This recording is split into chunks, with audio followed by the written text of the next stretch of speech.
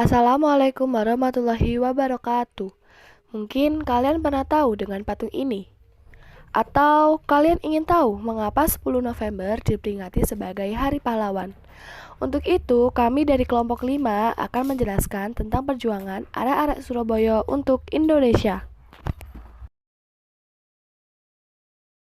Pada tanggal 25 Oktober 1945, Brigade 49 di bawah pimpinan Jenderal Brigadir AWS Malabi mendarat di Pelabuhan Tanjung Perak yang berada di Surabaya. Brigade ini merupakan bagian dari Divisi India Kedua. Di bawah pimpinan Jenderal D.C. Horton, mereka ditugaskan untuk melucuti tentara Jepang dan menyelamatkan tawanan sekutu. Kota Surabaya tidak lepas dari pasukan sekutu. Pada tanggal 18 September 1945, kelompok orang Belanda mengibarkan bendera Belanda di atas kota Yamato pada malam hari. Pada pagi harinya, arek-arek Surabaya mengetahui bahwa ada bendera Belanda yang dikibarkan di atas kota Yamato, dan mereka marah. Karena banyak masyarakat Surabaya marah, Jenderal Sudirman didampingi oleh Sidik dan Haryono menemui Blackman. Blackman merupakan perwakilan dari Inggris dan Belanda. Jenderal Sudirman menemui Blackman bertujuan untuk berunding masalah bendera yang dikibarkan di atas kota Yamato. Tetapi Blackman menolak dan mengeluarkan pistolnya, dan terjadilah perkelahian di lobi Hotel Yamato. Karena perkelahian ini terdengar sampai luar, banyak massa yang berdatangan dan memihak kepada Jenderal Sudirman. Massa berinisiatif untuk menurunkan bendera Belanda yang dikibarkan di atas Hotel Yamato dan berebut naik untuk menurunkan bendera Belanda. Mereka merobek bagian birunya dan mengerek bagian merah putihnya kembali sambil berteriak "Merdeka, merdeka, merdeka!" Dan akhirnya mereka berhasil mengibarkan bendera merah putih dan menurunkan bendera Belanda. Kontak senjata antara rakyat Surabaya melawan Inggris berlanjut pada 27 Oktober 1945. Para pemuda dan para pejuang lainnya yang gigih berhasil melumpuhkan tank-tank sekutu dan menguasai objek-objek vital. Serangan tersebut menghasilkan kemenangan yang gemilang, walaupun di pihak kita banyak jatuh korban. Dan pada tanggal 29 Oktober 1945, Insinyur Soekarno dan H.C. Houghton tiba di Surabaya. Dalam perundingan antara rakyat Indonesia dengan AWS Malabi mencapai kesepakatan untuk menghentikan kontak senjata.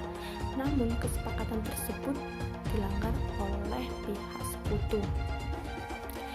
Dan dalam satu insiden, AWS Malabi terbunuh. Terbunuhnya AWS Malabi membuat Inggris menuntut pertanggungjawaban kepada rakyat Surabaya. Pada tanggal 9 November 1945, Mayor Jenderal S.C. Maser sebagai pengganti Malabi mengeluarkan ultimatum kepada bangsa Indonesia di Surabaya. Ultimatum ini isinya agar seluruh rakyat Surabaya beserta pemimpin-pemimpinnya menyerahkan diri dengan senjata, mengibarkan bendera putih, serta tangan di atas kepala berbaris satu persatu. Jika pada pukul 6 ultimatum ini tidak diindahkan, maka Inggris akan mengerahkan seluruh kekuatan darat, kekuatan laut, dan udara. Ultimatum ini didasar menghina terhadap bangsa Indonesia. Oleh karena itu, rakyat Surabaya menolak ultimatum tersebut secara resmi melalui pernyataan Gubernur Suryo.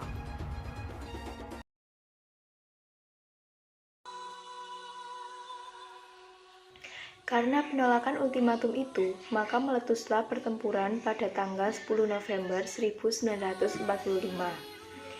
Melalui siaran radio yang dipancarkan dari Jalan Mawar nomor 4, Bung Tomo membakar semangat juang arek-arek Surabaya. Kontak senjata pertama terjadi di Perak sampai pukul 18.00 waktu Indonesia Barat. Pasukan sekutu di bawah pimpinan Jenderal Mansur mengerahkan satu divisi infanteri. Dalam pertempuran di Surabaya ini, seluruh unsur kekuatan rakyat Indonesia bahu-membahu. Pertempuran yang berlangsung sampai akhir November 1945, ini rakyat Surabaya berhasil mempertahankan kota Surabaya dari gempuran Inggris. Walaupun jatuh korban yang banyak dari pihak Indonesia, sejarah pertempuran Surabaya Oleh karena itu, setiap tanggal 10 November, bangsa Indonesia memperingati Hari Pahlawan. Hari ini sebagai penghargaan atas jasa para pahlawan di Surabaya yang mempertahankan tanah air Indonesia dari kekuasaan asing. Jadi itu tadi pembahasan tentang arek-arek Surabaya untuk Indonesia. Sekian dari kami kelompok 5. Terima kasih.